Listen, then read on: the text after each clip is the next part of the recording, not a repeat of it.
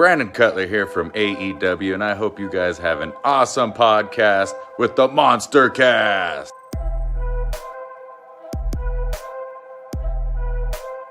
What's up, you guys? Sean Ross Sapp, Fightful here. You're watching the MonsterCast with Jack and Ryan. A big shout out to those fellas. Good people. Check them out.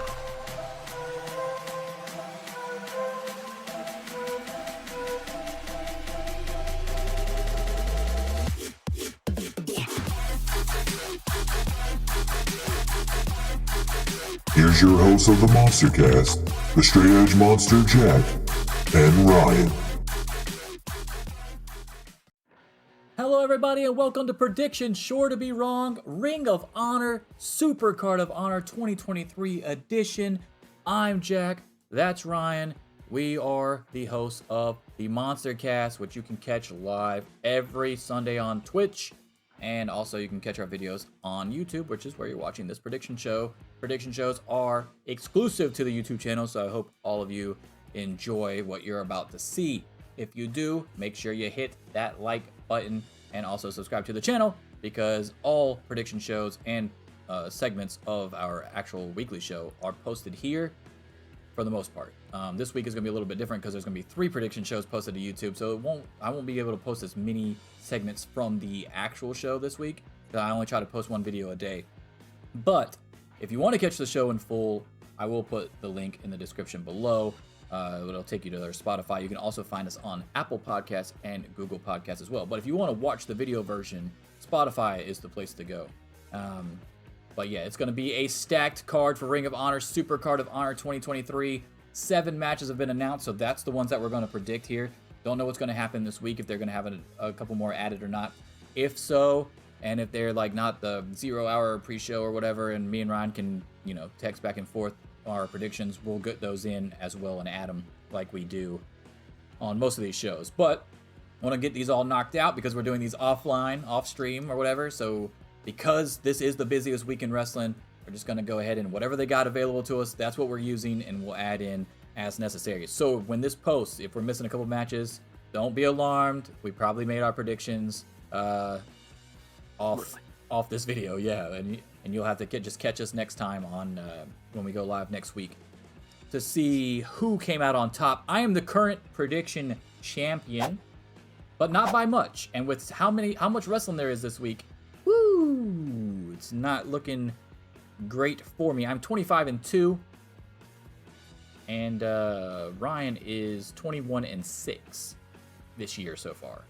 Pretty tight. I won last year as well. Ryan was briefly the champion at the beginning of this year. He beat me in Wrestle Kingdom this year, which was like the first year in 3 years that he beat me on Wrestle Kingdom predictions. And he had the title for a couple shows, actually, until I was able to get it back. I believe I got it back at Revolution, possibly. What? Yeah. I was picking some stuff for Revolution where I thought it would be. I was undefeated at Revolution. Yeah, 9-0. Yeah. I was thinking Revolution would be booked more with the idea of follow-up stuff in mind than it really was. So that's what happened there. I think the reason I tend to, either one of us tend to have it for a while once we get it too, is that we don't pick a lot different, especially with WWE shows and stuff. So when we're picking those monthlies, it's like we might have one difference in the whole thing. So yeah, we try to make it to where we've had one. I think we've had at least one pay-per-view where we literally picked everything that was the same. It was so dumb. And we kind of was like, well, nobody wants to watch 2 guys predict the exact same fucking outcomes. So the reason why Ryan got it at Royal Rumble is because I picked dumb shit like The Rock winning the Royal Rumble. Right. So but then he did some different stuff that he didn't really want to do either. Like he went with Paige winning, or Saraya rather, winning the triple threat at Revolution, and I went Jamie Hayter. So yeah, we try to go outside the box every now and then, but we're also not trying to go 0-9, 0-7. So we're still gonna pick what we think's gonna happen for the most part. But if it starts trending to the point where we're both gonna pick the exact same shit, somebody's gonna just be like, you know what, fuck it, I'm gonna just pick something different. Especially in Ryan's case, I feel like he's even gonna be more obligated to do so because he's down. So he might just need to mix something up and just cross his fingers on the way out. I try to I try not to have all of them the same, but I also try to come up with a compelling case for how that booking would work too. I remember the one where I was really like, I don't think this is actually going to happen, but I'm going to pick it on Revolution was the Moxley and Hangman match, because like you could do a lot of interesting things off of a Page loss here, but I was pretty positive they were going to have Page win it. So they're kind of giving him that that Texas Death Match as like a staple match, so wasn't surprised. But yeah, I mean it's the WWE stuff. The real problem is we just keep doing these shows where there's like one way to book pretty much all the matches except for maybe one.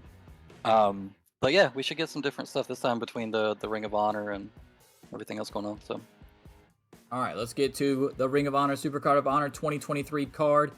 First up on the list, the Reach for the Sky ladder match for the vacant Ring of Honor World Tag Team Championships, as they've been vacated by Mark Briscoe in the wake of the passing of Jay Briscoe. Obviously, they didn't know really what to do with it. Mark Briscoe came up, I don't know if he actually came up with this idea or not. I assume him and Tony definitely got together and came up with this idea and thought this would be cool.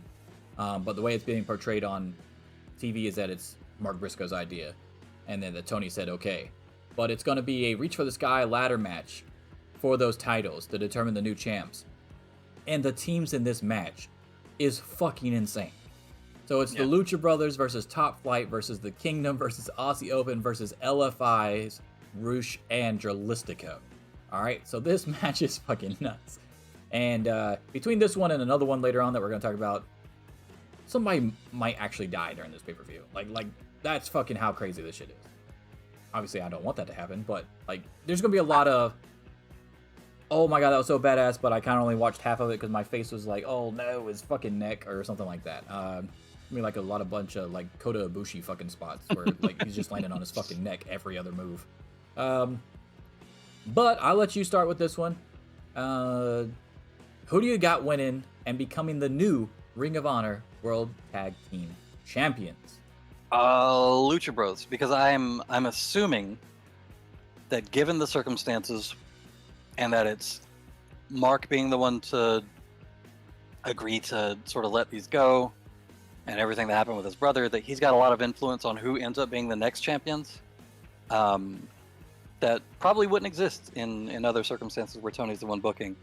And I think that with the relationship that he has with the Lucha Brothers being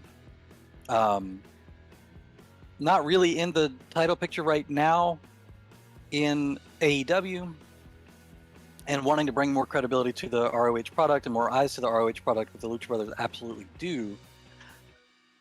I think everything together it's pointing to Lucha Brothers winning. But it could be one of those things too where they're trying to point all the arrows in that direction to intentionally misdirect you, and it ends up being somebody else. I don't think Aussie Open wins it. Just they've got too many obligations right now with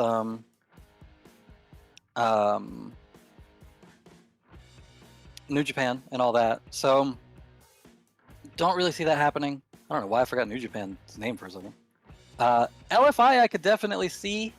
I think that's probably like the compelling number 2 case if they want heel champions to tell the story of, you know, somebody going to go take it from them for the honor of, you know, the lineage or whatever. Top Flight,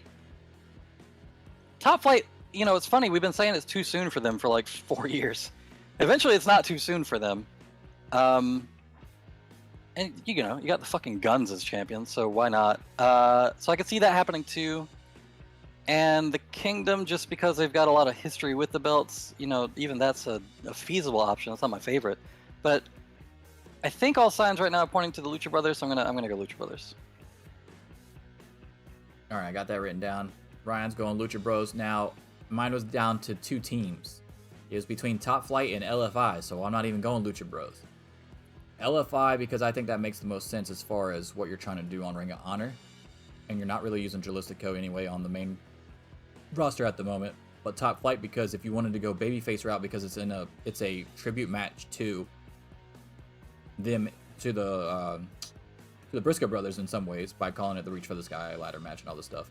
So you kind of want baby faces to win because that's how they went out. Yeah. So I'm actually going to throw a curveball in here. I'm going Top Flight. I think it is time. I think how much how much longer do we need to wait? And by the way, winning the Ring of Honor tag team titles, it's a nice trophy to have under the resume. So when they come back up to the main roster, people will take them with more credibility. They'll get more reps in, and like you need to strike while they're both not hurt. So this is like perfect timing right here. They've been teaming together for a while. No freak accidents have been happening, because we know Dante had a few issues that were both very significant injuries at the time. One wrestling related, one not. They're back. Actually 2 wrestling related and one not. And then now they're back, and I'm like, dude, Lucha Brothers doesn't make any sense to be on Ring of Honor weekly or whatever to me. I mean, if they're not going to be on AEW weekly, you put them somewhere, you know. I don't see how you don't have them on AEW weekly. You can't just not have Penta and fucking Phoenix on AEW. I agree. Also, the bad thing about this is if they do end up winning, what do you do with Pac? You know. Yeah. Well, I'm going Top Flight here. It's my out of the box pick. And the cool thing about this card is, I really don't know about a lot of these matches, which is, we don't get these very often. This is one of them. Next up, go ahead. Well, before we leave that, I think it's obvious that one of the brother teams are going to win. So it's got to either be Top Flight, Lucha Brothers, or LFI, right? Because the circumstances of everything surrounding it, I think a brother tag team winning just you can't have 3 of them in there and then have one of the non-brother tag teams win it, given the scope of everything that led to this match even happening. So yeah, I mean, Top Flight's not a bad pick either. I can see that too. I think I'd rather Lucha Brothers because I know it means they get more TV time. So. All right, next up, we've got the Embassy defending the 6-man Ring of Honor tag team titles. That's Brian Cage, Khan, and Toa Leona. They're defending against AR Fox, Blake Christian, and Grand Metalik. I got the Embassy winning this. I could see where they go the other way because of all the stuff coming up with Brian Cage, but I feel like they're gonna wait to put that on an actual 3-man team, if that makes sense. These are just kind of 3 dudes that they threw together. I think if this was AR Fox and Top Flight, then I would say yes. Yeah. I agree. Yep. Yeah, I agree with that. I'm also going to say the Embassy wins this one. They need to have it longer to establish more credibility for all the guys involved. I know Cage is sort of in a weird contract situation right now, apparently. I think they extended his contract for injury reasons, and of course you also have the reports that WWE are very interested in bringing Brian Cage in finally after. Do they know how tall he is? 10 years. Huh? Do they know how tall he is? I don't know. Because he's built at 6 foot, but that man's not 6 feet tall. If you put him beside any other 6 foot, I assume WWE knows how tall he is. Yes, since he's had a million tryouts with them, and they said no to him a million times. Okay, well, we'll see. Because they might think they're getting this 6 foot fucking huge guy, but I think he's like, what I've heard and what I've seen in where he's standing beside other people, he's like 5'9", 5'10". He's not like a tall guy. Okay. Next. All right, you're up first on this one. This is Samoa Joe defending his Ring of Honor World Television Championship against Mark Briscoe. I know where you're putting me first on this one because you don't know either. I'm literally just going back and forth, actually. Shit. Yeah, it's just funny how I end up with all the hard ones.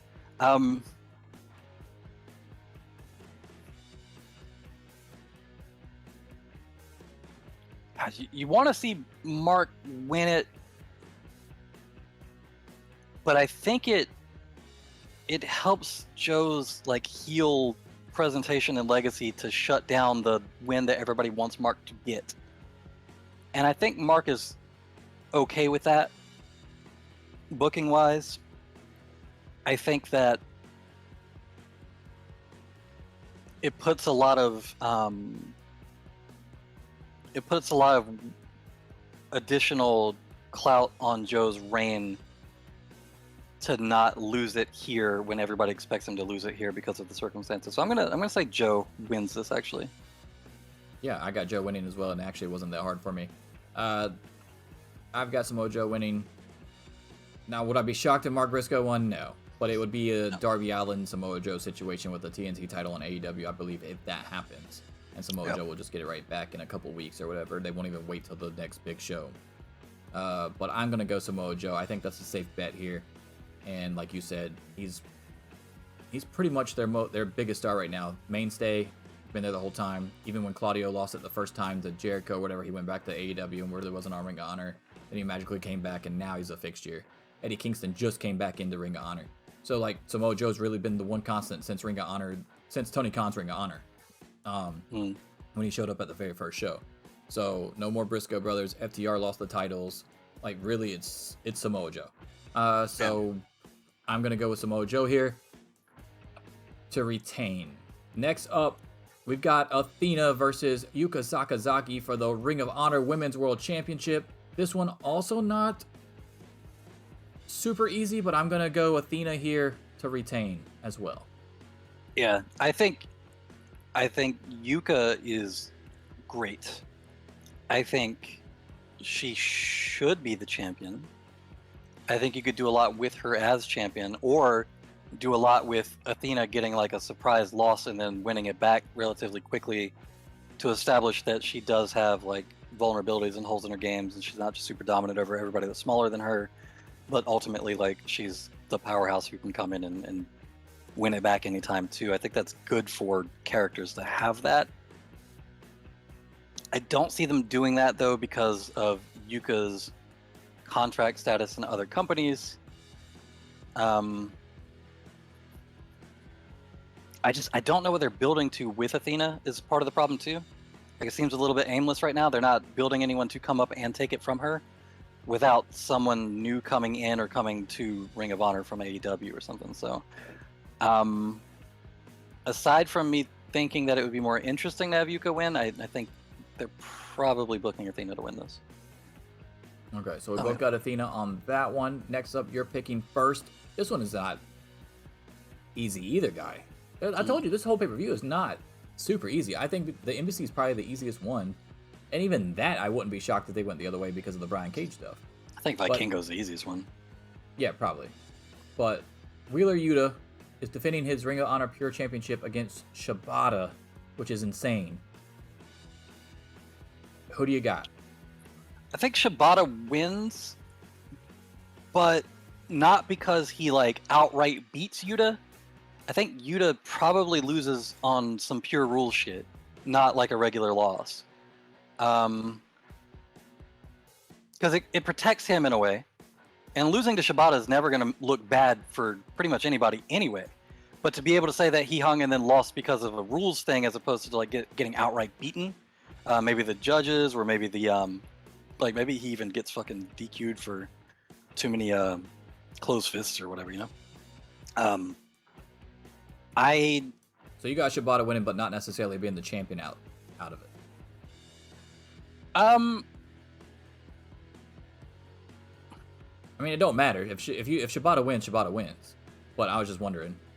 Yeah, I've got Shibata winning. I'm not sure how they book the circumstances of it, but yeah, I think Shibata wins. Yeah, I've got Shibata winning too. I think that this will be one of the very few title changes. Obviously, the World Tag Team titles are going to change because they're vacant, and you're going to have champions. And I think Shibata beats fucking Wheeler Yuta right here, even if he only has it for a few months or he holds it hostage over in Japan or something. That's fine. The thing is too, Omega's doing the same thing with the U.S. title right now. I mean, in the pure rules, unless I'm wrong, and I might have to go look this up, but even if it is a disqualification, it still changes hands. I think it changes hands too. I'm pretty sure it does. So I think Shibata wins and ends up the champion. Yuta, I could also see a scenario where fucking Yuta hangs in the entire time or some shit and goes the time limit, and then the judges give it to Yuta to piss everybody off when Yuta clearly didn't win or some shit like that. I'm like, nah, Shibata should have won. Yuta's heel right now. BCC is fucking heel, so like, don't be shocked if that happens too. They just make Claudio one of the judges. Moxley. Claudio, Moxley, and fucking Brian are the judges. Brian does the one vote for Shibata because Shibata legitimately won, and then the other two vote for fucking Yuta. That'd be funny. It was a bold strategy, Cotton. Let's see if it pays off for him. All right. I think they should book. Now that I've said that out loud, that'd be fucking hilarious. I think they should do that. We've got Shibata winning that one. Yeah. All right. Next up. Wait, you have Shibata winning that too? Yes, I do. All right, cool. I think the title actually changes hands. Yeah. Okay, cool. I've got El Hijo del Vikingo defeating Commander to get his win back because he lost to Kenny Omega. Like, I feel like this is pretty easy. They're not going to give the title to fucking Commander. But I do think this match is going to be fucking insane. This is obviously for the AAA Mega Championship. If it wasn't for the title, maybe there's an outside chance Commander wins. But I still don't think that's possible. And Commander still isn't signed with AEW yet. Yeah, I think he's still AAA. I think he's signed with AAA, I mean. I think if it was non-title, I could see them having Commander win just to go do the rematch for the title in AAA and then having Vikingo win. But since this is for the title, there's no shot. There's no fucking shot. You don't have Vikingo lose here. It doesn't make sense. You wouldn't have your Mega Champion lose on a Ring of Honor card. I don't feel like if you're AAA either. Yeah, because if you were going to do that, you would have just had him fucking defend the title against Kenny Omega, because Kenny Omega actually had a claim to be in a championship match. That match was not for that title, so why the hell would you defend the title against Commander? That makes no sense. Yeah, I got Vikingo on this one for sure. All right, and now we're going to the main event where you will be picking first. It is Claudio defending his Ring of Honor world title against Eddie Kingston in one of the longest feuds of all time. Back to Shikara, boy. Chikara. Orange Cassidy was fucking fire ant. Let's go. So who do you got? Claudio versus Eddie Kingston. I thought this was more of a toss-up before I saw the sit-down interview that they did with Caprice. And after watching that, it's clear what story they're telling. And Claudio's 100% winning this match.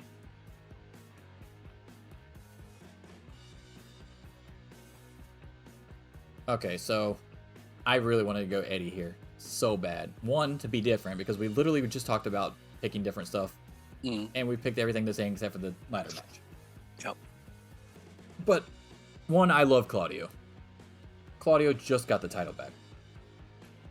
Claudio's gotta win here, because it helps BCC out as well. And if Claudio loses this, and Eddie Kingston travels to Dynamite and starts his shit with BCC again, I'm gonna lose my fucking mind. I don't want to see that right now. I'm done with that. Nah, because now Moxley's a heel and he ain't gonna put up with that bullshit. Yeah, well, we'll see. But it don't matter because it's the same shit we saw just in reverse. When Eddie was fucking heel before. I'm not watching that again right now. I'm not watching that again right now. It just got done not that long ago.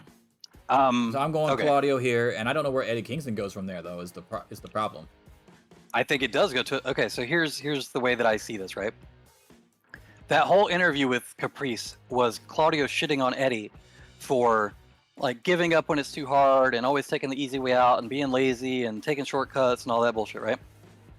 I think the way this match plays out is they're pretty evenly matched through, like, Claudio probably starts off pretty fucking strong. Then they end up pretty evenly matched. Eddie's on top for a little bit. They end up evenly matched again. Claudio probably has to do some cheaty bullshit to win. And then Kingston gets pissed saying, like, oh no, you're the one who took the easy way out after blaming me, blah, blah, blah. You knew you couldn't beat me. And then probably even goes to Moxley pissed about it, knowing that they're in that faction together. And that might start some shit too. I think that's where they're going with this. It's like Eddie Kingston basically proves himself. Claudio gets so desperate that he does the thing that he's accusing Eddie of doing, still wins, keeps the belt, and then Eddie gets pissed and starts the whole thing with Moxley. I think that's where they're going. I hope not. All right, like I'm okay with that in the future. I just don't want that shit right now. I don't think it's gonna fuck with the elite stuff or anything like that. I think it stays pretty contained to ROH. I want it to be eventually BCC versus, if we're gonna go and insert Eddie back into it, BCC versus Eddie, Ortiz, and Santana. But we've already established that we don't know what the hell's going on with Santana and Ortiz at the moment. Yeah. But yeah, I think that would be cool as fuck to watch. But if it's not that, I'm not really down for it because Eddie's always going to be outnumbered. It doesn't make any sense. All right. So yeah, that's the matches. That's not going to be hard to determine who won. We got one different. But if Ryan wins it, that's all he needs, really, honestly, because he can come right back in it, another step forward. I did go kind of outside the box on that one anyway, so that works out. So recap: we've got Claudio winning and retaining, Vikingo retaining, Shibata winning the title, Athena retaining, Samoa Joe retaining, the Embassy retaining, and then he's got Lucha Brothers becoming the new tag team champions in Ring of Honor, and I've got Top Flight becoming the new tag team champions in Ring of Honor. So Both reasonable. Both reasonable. yeah, reasonable, but I still feel like mine's more outside the box, which is fine. Because I was going to go LFI, but then I started thinking about it, I was like, if they're going to go a certain way out of those two, wouldn't they go with the face team over the heel team because of the Reach for the Sky and Briscoe Brothers attachment to the match? So, that's And why I Lucha went Brothers top flight. technically aren't faces either. I mean, they're still a death triangle, right? Yeah, but they're massively loved by the audience, though. Yeah. But yeah, there's the predictions. Sure to be wrong. Do not bet on these, because usually when we pick all the same like that, we're wrong on a few of those. In fact, there's been way more times where somebody went undefeated and the other person just got murdered than there was, hey, we all went the same way and we did a great job. No, that doesn't usually happen. It's kind of scary and should be looked at a little bit more closely when we pick that many of the same. But like I said, we got one that's different. Hope you guys enjoy the show. It's going to be fucking insane, honestly. I don't feel very confident in a lot of these picks. Vikino and the Embassy probably the most out of all those. The other ones are really toss-ups, honestly. I'm pretty I would confident. not in be the Athena shocked pick. if Eddie Kingston is the fucking Ring of Honor World Champion at the end of the show. I would not be shocked at all. I'm pretty confident in the Athena pick. But yeah, the other ones are pretty up in the air. Yep. So hopefully you guys enjoy it, because I know I will be. It's going to be awesome. That's happening on Friday, March 31st. I won't be watching it till the 1st.